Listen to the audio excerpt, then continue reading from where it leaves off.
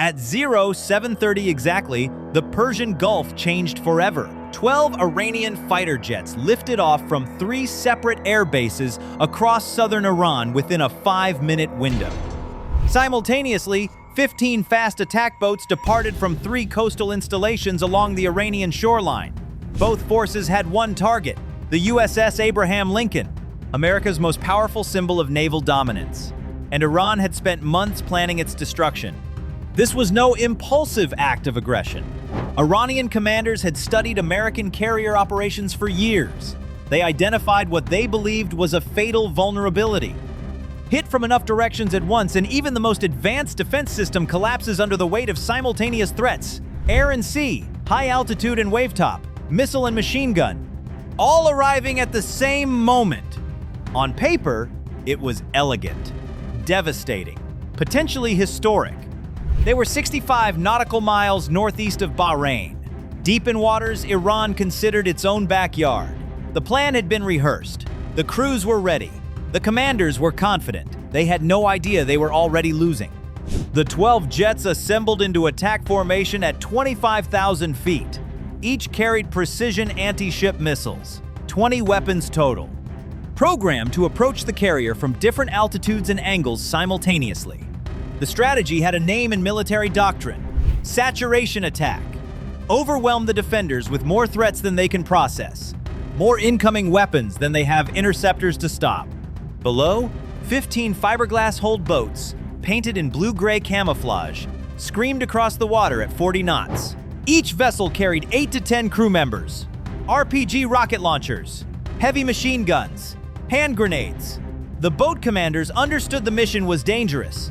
Their orders were explicit: press the attack regardless of losses. Get within 2 miles of the carrier and open fire. Demonstrate that American carriers were not invulnerable, that Iran could reach them, that America should fear these waters. It was a mission built on a single assumption: that the attack would achieve surprise. That assumption was already dead. At 0750, radar operators aboard the Abraham Lincoln saw everything at once. 12 hostile aircraft, 180 miles northwest, 25,000 feet, heading direct. 15 hostile surface contacts, 45 miles northeast, high speed, Iranian coastal waters. The tactical display told the complete story in seconds. Automated data links transmitted that same picture to every ship and aircraft in the carrier strike group simultaneously. There was no delay, no confusion, no moment where American commanders wondered what was happening. They already knew. They had been expecting something like this for days. Intelligence reports had flagged unusual activity at Iranian airbases and coastal patrol stations in the 72 hours before the attack. Aircraft repositioning, boat crews conducting unusual pre-dawn drills, fuel loads inconsistent with routine patrols. The carrier strike group commander had briefed his entire team on potential provocation scenarios the previous evening. What surprised him was the coordination. Air and surface attacking together showed more sophistication than Iran had demonstrated before. He noted it, filed it, then issued his orders without hesitation. Engage all threats at maximum range. Prioritize aircraft. Destroy every Iranian vehicle before it fires a single weapon.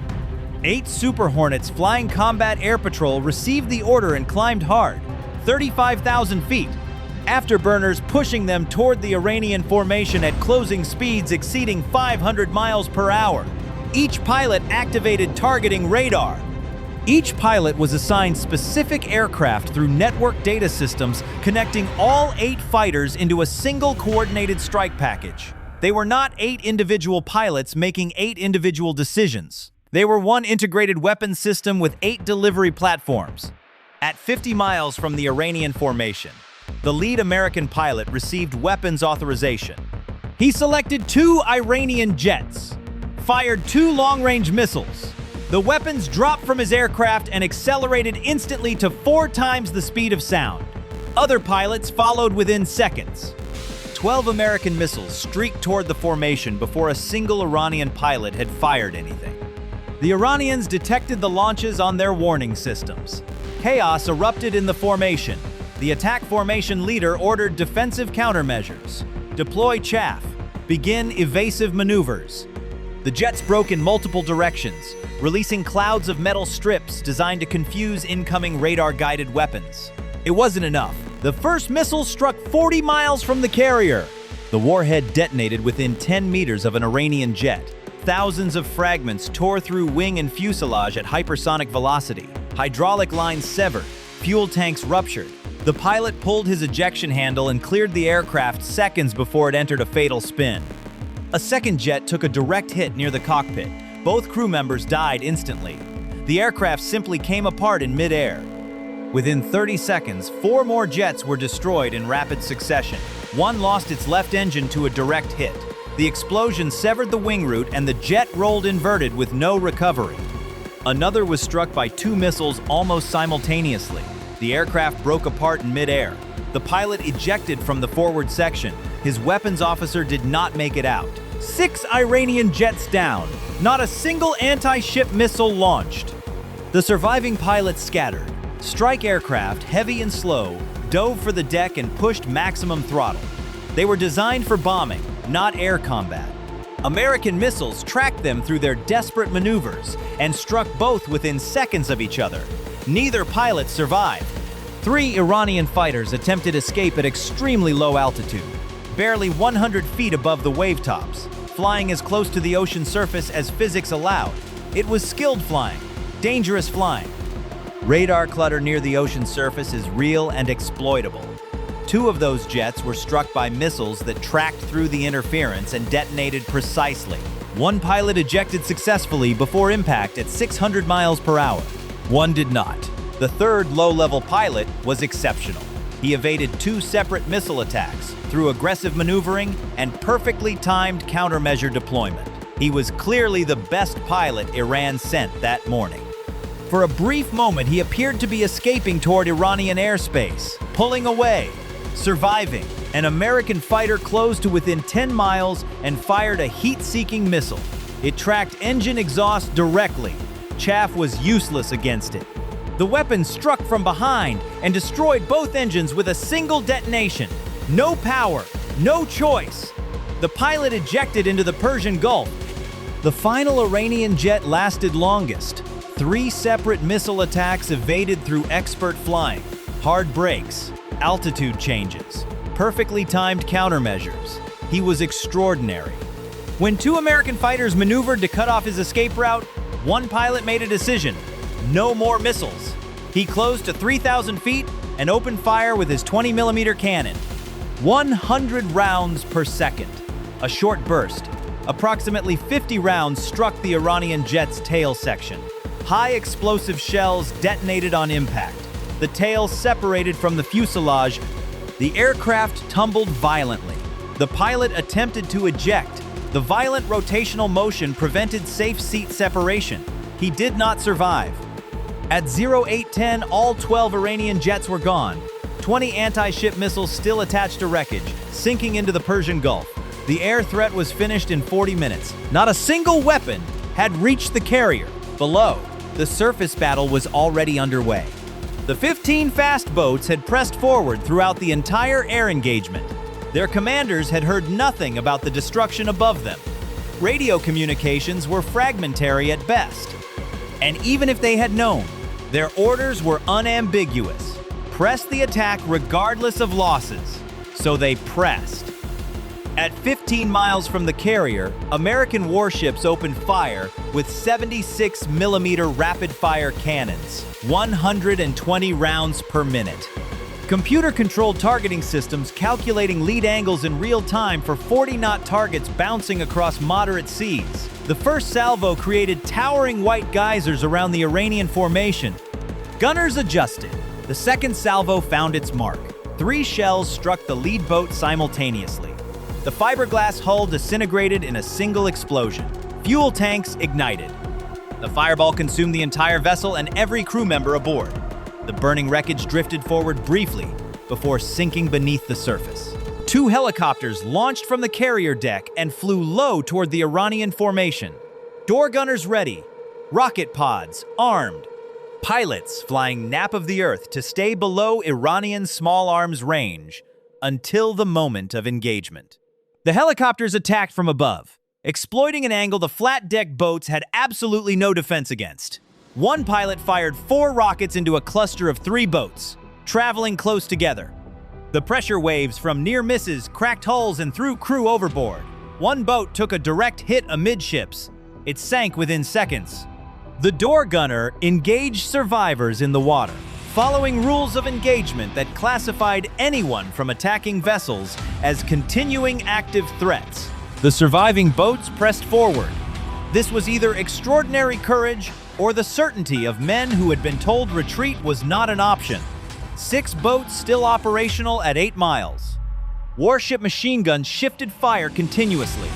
One boat absorbed 5 shells in rapid succession and ceased to exist as a coherent object. At 5 miles, the carrier's own close-in defenses engaged.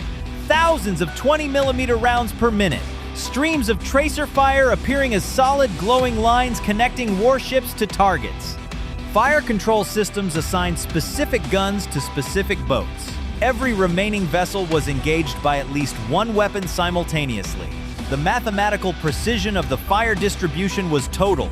No boat was ignored. None slipped through a gap. 4 boats destroyed between 5 miles and 2 miles. Burning debris marking the outer defensive perimeter like warning buoys placed by the ocean itself. The final 3 boats reached 1 mile. 1 mile from an American aircraft carrier. It was the closest any Iranian vessel would ever get.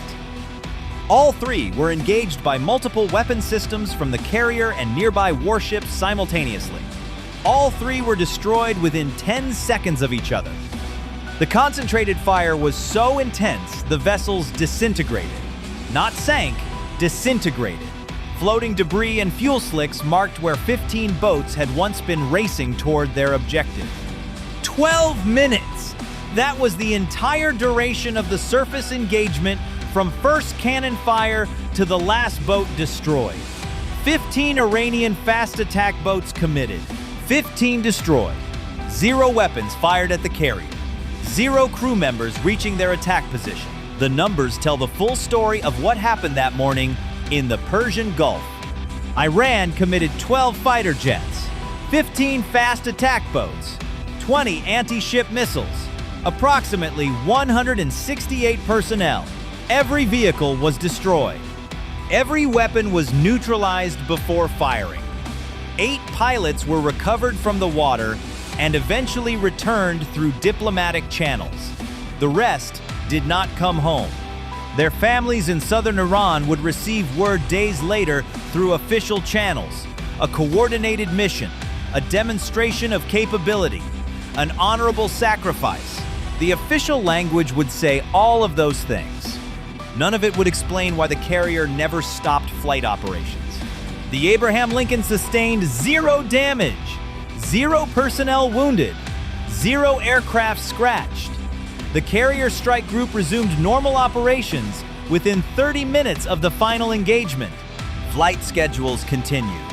Crew rotations continued. The Persian Gulf continued. Iran had spent months planning what they believed would be a decisive demonstration of power, a proof of concept, a message broadcast to Washington and to every American admiral in the region. Coordinated attacks could overwhelm American defenses. The Persian Gulf was Iranian territory, but America brought something that courage cannot defeat. A layered, integrated network defense system designed from the ground up to handle exactly this scenario. Saturation attacks, simultaneous threats, electronic countermeasures, all of it anticipated, all of it countered. They played every card they had. The house had already seen the hand. If this breakdown gave you a clearer picture of modern naval warfare, hit subscribe and share this video. Every view helps us bring more of these untold operational stories to the surface.